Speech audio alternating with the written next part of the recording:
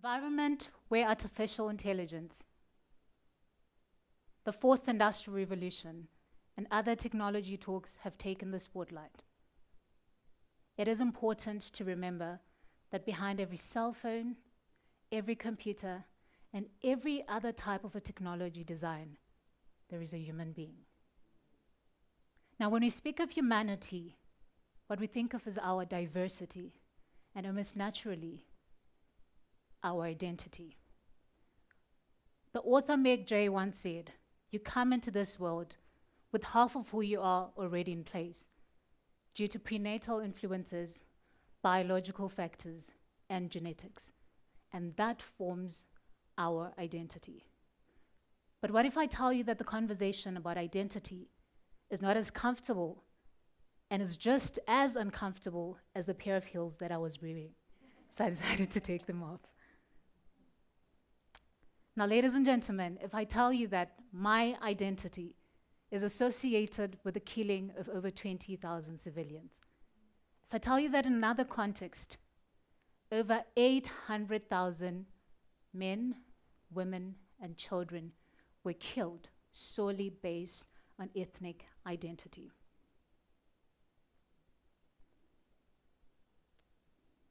Now, I am going to take you to Rwanda, but before I do this, I'd like to take you back to a few weeks ago. I was conducting interviews for my thesis when a participant looked at my surname, read it out loud, and said, "Chigwenya, where are you from?" I hesitated momentarily as I absorbed the generational guilt that my surname bears. I knew exactly that in this context, "where are you from" was not referring to my country of origin. It was not referring to where I am domiciled. I knew exactly what it meant. Never mind the fact that I have lived in Matabeleland for most of my defining years. Whenever I express my passion for post-conflict reconstruction, it always has to be followed by some sort of justification as to why I'm interested in that research. Now, where am I from? I was born to parents of intercultural marriage.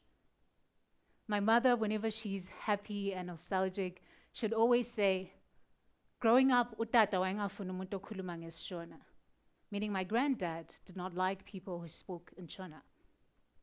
Now, utata was a name that she used to refer to her father, and so did we as we grew up. Now, my granddad was of Ndebele origin, and it was not uncommon for someone who's of Ndebele origin to resent and have certain sentiments towards those of the Shona-speaking origin.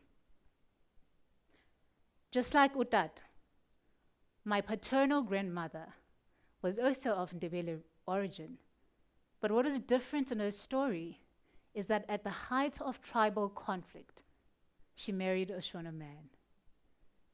And when I saw the theme for today's talk that says bold and brilliant, I recalled that is the embodiment of my grandmother. Not only did she defy what was happening at the time, she relocated to a predominantly Shona-speaking area, an area where she neither spoke the language nor practiced similar customs. Now, the phenomenon that I'm talking about is called the Gukuraundi Massacres. And to those who are not familiar, it is a period where, after the colonial era, over 20,000 people were killed in Zimbabwe at the hands of a repressive regime, not by a white man, but by a fellow black president who abused and misused his power. Now, it will take a lot of time to dissect the specifics of what went on, the ethnic reasons as well as the political reasons. But what happened in sum is that a predominantly Shona force was tasked to go into the Matabeleland and Midlands provinces, where they committed acts such as mass rape. They disemboweled pregnant women. They forced their victims to commit acts of bestiality, with some people being forced to have intercourse with animals. And it is in this context that Utata says, "Angibathanda abantu abakhuluma isiShona." He does not like people of the Shona origin. Now, ladies and gentlemen, now that we have established where I am from, it is also the fact that growing up, as I went through primary and secondary education, this rhetoric and the narrative that I'm sharing with you today is intentionally omitted in the education system. People in my country do not learn about what happened. Now, in order to fit in the liberation rhetoric, we emancipated you from colonialism and from the white rule, rather. This narrative slowly and slowly and slowly disappears. Just like in many other families, the issue of Gukurahundi was not to be discussed publicly or privately. The fear crept into my family, and with every family gatherings is the conversation that you could not bring up. I remember at one moment as a teenager, I tried to bring my grandmother to speak about what had happened at the time. The summary of that conversation is that it was very short-lived. And I decided that I would inquire into what happened during the 1980s and 1970s in Zimbabwe. And in my journey, I came to learn about the Rwandan Genocide. So ladies and gentlemen, fasten your seatbelts, we're going to go to Rwanda. Now this is a picture of a boy who is in mass graves. And, all right, so this is a picture of a boy who is at the mass graves. And this is just but some of the places of memorialization that are in Rwanda. Now, as we go to Rwanda, the first thing that I would like to point out to you, unfortunately my slides are wrong, but this is the picture that I would like to go with at first. Now, in Rwanda, I would like you to meet Mamalambi. This is a lady that I met who is a genocide survivor. Now, before we talk about Mamalambi and how she survived the genocide, just to give a little bit of context to this story, in 1994, there was the Rwandan Genocide. Mass killings that scholars such as Strauss define as the most rapid extermination campaign of the 20th century, because more than 500 million people were killed. Or rather, I'll take that again. Because more than 500,000 people were killed in less than 100 days. These people were killed solely based on their ethnic identity. Now, when I got the chance to go to Rwanda at first, it was in 2017, and I got introduced to Mamalambi, the lady that you see on the screen. Now, Mamalambi describes her story, her hair-raising story of how she survived her encounter with death. Before the genocide, she was born Beata, a name which means blessing.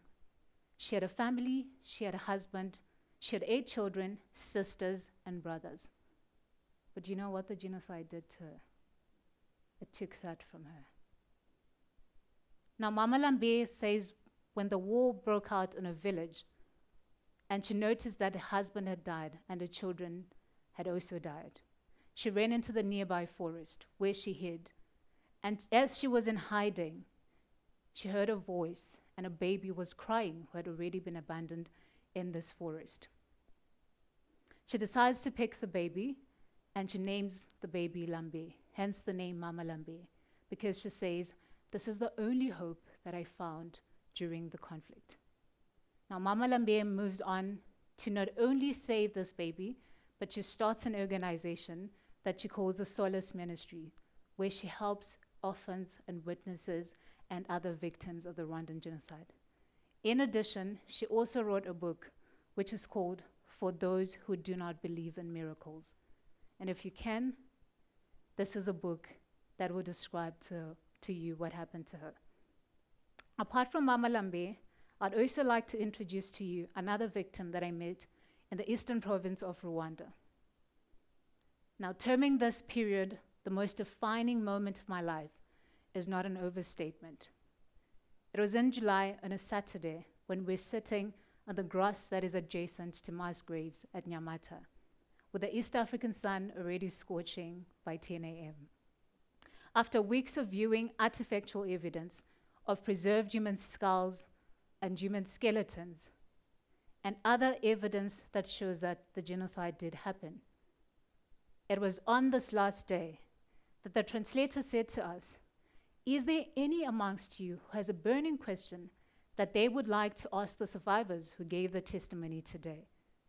Now, a fellow scholar raised a hand and said, "What would you like us to take home?" Now, as I sat down, I remember thinking, we're academics. This is not going to fit into my research. And also, it was a very personal question that took me back to the conversation I had with my grandmother. And it is something I'd been trying to avoid. Hence, I treated the matter as professionally as I could. You may be students now, but you're the future leaders. I want you to make sure that no other nation goes through what we went through. I had picked a few sticks from the grass, and with my mouth agape, I broke into tears. I could not understand how someone who had went through such an ordeal was able to forgive, was willing to forgive others, and not just that, but also hope that no other nation goes through what she went through.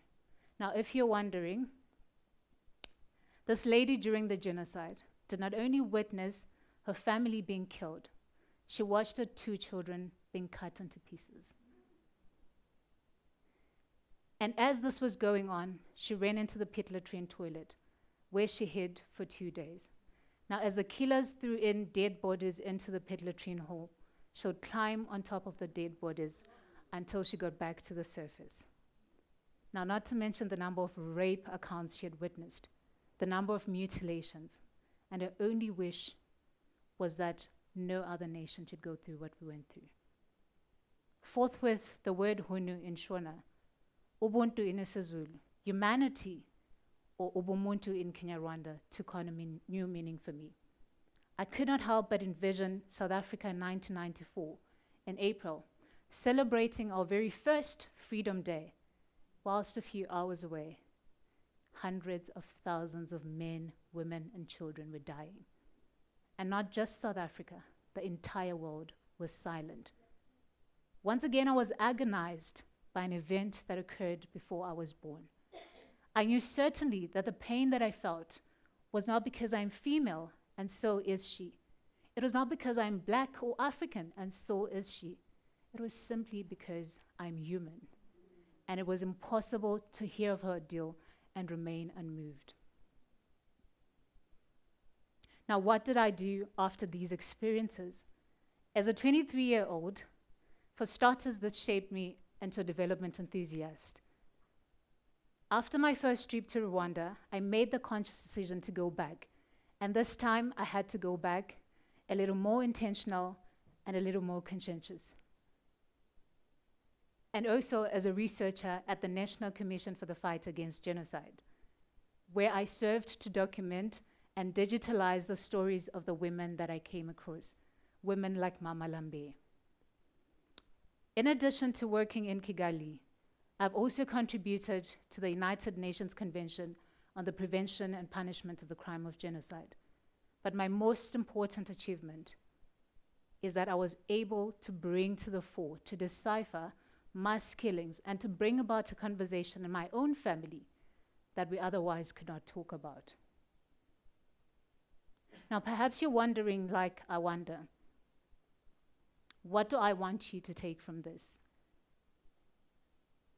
And I would like to take you back to the pit latrine toilet.